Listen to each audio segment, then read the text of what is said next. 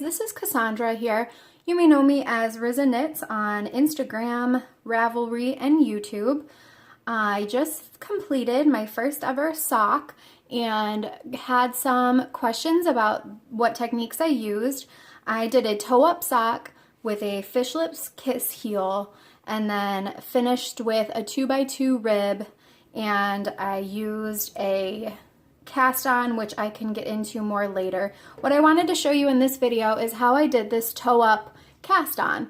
It's called the Magic Cast On, and it's for any needle style that you're using, but what I am working with today are some size US 1 circulars. So to get started, you're gonna need to get your needles ready. And in order to do that, you want them parallel to each other, both facing to the left. So as you see here, I've got both of my needles, and then I'm just gonna hold them together with them both tips facing to the left. And then we will take our working yarn. I'm using Hedgehog Fibers today in their sock yarn in the colorway Float. And we're going to take the short end and put it through the center of our needles. So here's the short end. Let's see if I can show that a little clearer. This is your working yarn over here that goes to the ball of yarn. And then down here, I've got the short end. So the short end goes through the middle, and then we're going to twist it so that it's now up towards the top. And then you're going to place it in your fingers with the short end around your pointer finger and the working end that's coming from the ball around your thumb. So around your finger and your thumb, and then you're going to grab them down here with your back fingers. So now we've got one loop on that top needle. This is the top one here. And then we are going to start adding loops in this way. So we need a loop on our bottom needle. The yarn that we are using to put loops on our bottom needle is actually the yarn up here on our top finger. So we are going to go around the bottom of the bottom needle, and you now have a second loop. Then the yarn that's around our thumb is going to be adding the stitches to the top needle. And that is going to go around from the middle and over the top. So you're going to alternate up from the bottom and through the middle to the top. Up from the bottom and through the middle to the top. Let me pull this a little closer here. So it's up from the bottom and through the middle to the top. Up from the bottom, through the middle to the top. So right now I've got 2, 4, 6 stitches on my top needle, 2, 4, 5 on my bottom. So I'm gonna keep going. I started with a total of 24 stitches, so 12 on the top and 12 on the bottom. So I'm gonna keep going until I've got that many on here. And the reason you're gonna be going for the bottom stitches when you go from the bottom towards the center, and then for the top ones you go from the center towards the outside, that makes your stitches line up correctly, so when you go to knit them, you've got the right leg in front to start knitting into.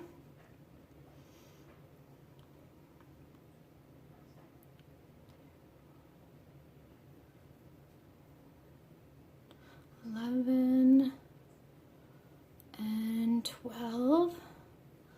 And just double count these here. So 2, 4, 6, 8, 10, 12, 14, 16, 18, 20, 22, 24. Okay, so I've got my 24 stitches.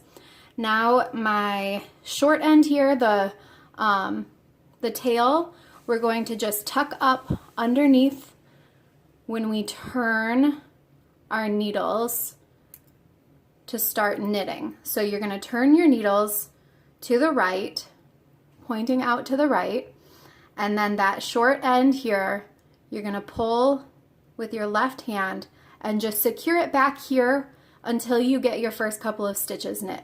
So then we've got our working yarn now coming from behind here. We're going to slide our front needle out, loop it around, and this is for the magic loop method. So we have our bottom stitches, our top stitches, our tail here tucked under our left hand, and we're going to start knitting across these top stitches here. So I'm going to knit 1, 2, 3, 4, 5, 6, and I'm going to stop here and just show you. So when we wrapped and I explained the direction so that your stitches are pointing in the right direction, this is what I'm talking about here. You've got this top leg here pointing in the right direction, so when you go to knit into it, it's the top stitch, or it's the top leg of the stitch on top, so it's ready to knit. 7, 8, 9, 10, 11, and 12. So I've got my first row, half of the round here completed. I'm going to slide my needles so that all of the stitches are now going to be back on my working needle here on the bottom. I'm going to turn. You can drop that end piece of yarn now. You don't need to worry about it. It's secured in the back. I'm going to pull my needle out from the bottom stitches that I just knit. And then I'm going to knit across the next 12. 1, 2, 3, 4, 5, 6, 7, and again I'll show you here now the way we wrapped our stitches. We've got the top leg crossing over the top of the needle, so you've got the right hole to knit into. You don't have to knit into the back or anything like that. It's already in the right direction. So you just knit across, and then if you're using this technique for a toe, on your next round you're going to increase the first and last stitch on each needle.